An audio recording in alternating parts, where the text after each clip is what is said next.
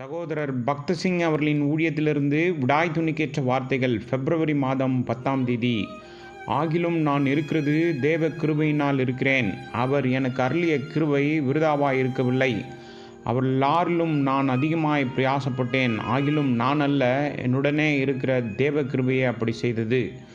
1 கொரிந்தியர் புஸ்தகம் 15வது அதிகாரம் 10வது வசனம். பிரதான ஆசாரியன் அணிந்திருந்த தலைப்பாகையின் மூலம் ஒரு கிருபையின் செய்தி நமக்கு இருக்கிறது. நான் இருக்கிறது தேவ கிருபையினால் இருக்கிறேன். அவர் எனக்கு அருளிய கிருபை விருதாவாய் இருக்கவில்லை. அவர் எல்லாரிலும் நான் அதிகமாய் பிரயாசப்பட்டேன். ஆகிலும் நான் அல்ல, என்னுடனே இருக்கிற தேவ கிருபையே அப்படி செய்தது. நம்மை போன்ற மனிதர்கள் மிகவும் பலவீனமாகவும் மிகவும் மோசமான மதியீனமான என்னை ஏன் அவருடைய பரிபூரணத்தால் நிரப்ப அவர் விரும்புகிறார் என்று நாம் ஆச்சரியப்படலாம். பதில், நாம் என்னவாக இருக்கிறோம் என்பதற்காகவோ நமது புத்திசாலித்தனத்தினாலோ நமது தாளந்து அல்லது திறமைகளினாலோ அல்ல, மாறாக அவருடைய கிருபையால். ஒருவேளை நீங்கள் நினைக்கலாம், பவுலை போன்ற ஒரு மனிதன் இந்த பரிபூரணத்தை அடைய முடியும் என்றால். ஏனென்றால் நான் மிகவும் பலவீனமாக இருக்கிறேன். ஆனால் பவுல் தான் தேவ கிருபையால் மட்டுமே இருக்கிறேன் என்று அறிவிக்கின்றான். இது உங்களுக்கும் எனக்கும் ஒரே மாதிரியாக இருக்கிறது. உங்களுடைய வேத அறிவு அல்லது புத்திசாலித்தனம் அல்லது பிற தகுதிகள் காரணமாக நீங்கள் தேவனுடைய நிறைவை பெற முடியும் என்று நினைக்காதீர்கள். இது தேவனுடைய கிருபையால் மட்டுமே முடியும். எனவே நாம் ஒருபோதும் நம் குடும்பத்தை பற்றியோ நம் கல்வி தகுதியை பற்றியோ அல்லது வேறு எதிலும் பெருமை கொள்ளக்கூடாது. அவருடைய மகிமையிலும் அழகிலும் நாம் பங்கு பெற விரும்பினால் ஒவ்வொரு காரியத்திற்கும் அவருடைய கிருபையை எவ்வாறு பெறுவது என்பதை நாம் கற்றுக்கொள்ள வேண்டும் என்பதை தேவன் நமக்கு காட்டுகிறார்.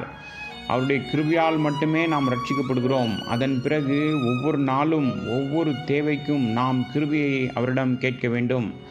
சில நேரங்களில் மிகவும் வேதனையான அனுபவங்களின் ஒவ்வொரு சூழ்நிலையிலும் அவருடைய கிருபை போதுமானது என்று கர்த்தர் நமக்கு கற்பிக்கிறார்.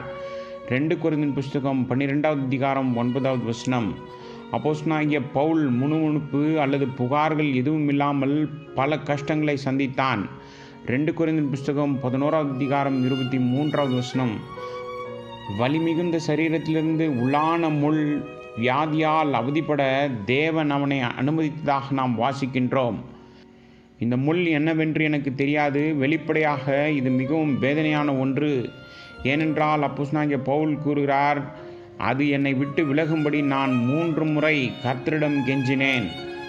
ஒரு முள் அசாதாரணமான வலியை உடையதாக இருந்திருக்க வேண்டும் என்பதை இது நிரூபிக்கிறது. இத்தகைய நேரத்தில் தேவன் பதிலளித்தார், என் கிருபை உனக்கு போதும். ஒரு திட்டவட்டமான நோக்கத்திற்காக முள் அப்போஸ்தலனாகிய பவுலுடன் தொடர்ந்து இருக்க தேவன் அனுமதித்தார்.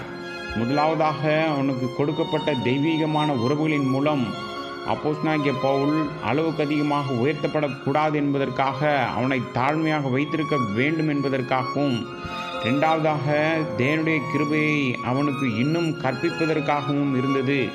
இதை எளிதாக புரிந்து கொள்ள முடியாது.